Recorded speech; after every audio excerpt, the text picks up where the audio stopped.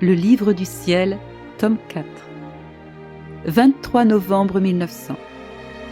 La manière dont les âmes se trouvent en Jésus. Me trouvant dans mon état habituel, mon aimable Jésus me transporta hors de mon corps.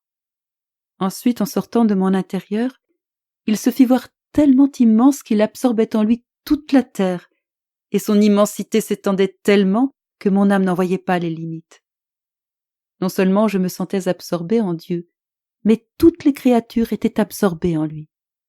Oh, comme me paraissait indécent l'affront que nous faisons à notre Seigneur quand nous, vermisseaux vivant en lui, nous osons l'offenser. Oh, si tous nous pouvions voir la façon dont nous sommes en Dieu, oh, combien nous nous garderions de lui déplaire le moindrement. Ensuite, Jésus se fit voir tellement grand qu'il absorbait en lui toute la cour céleste. Ainsi je les voyais tous en Dieu lui-même, les anges et les saints. J'entendais leurs chants et je comprenais tellement de choses sur le bonheur éternel. Après cela, je vis que s'échappaient de Jésus beaucoup de ruisseaux de lait. Je buvais à ces ruisseaux. Mais étant très limité et Jésus étant si immense qu'il n'y avait pas de limite à son immensité, je n'arrivais pas à absorber tout ce lait en moi. Beaucoup de ruisseaux coulaient à l'extérieur de moi, bien qu'ils demeuraient en Dieu. Cependant, j'éprouvais du mécontentement. J'aurais voulu que tout s'accourt pour boire à ces ruisseaux, mais très peu des âmes qui cheminent sur la terre y buvaient.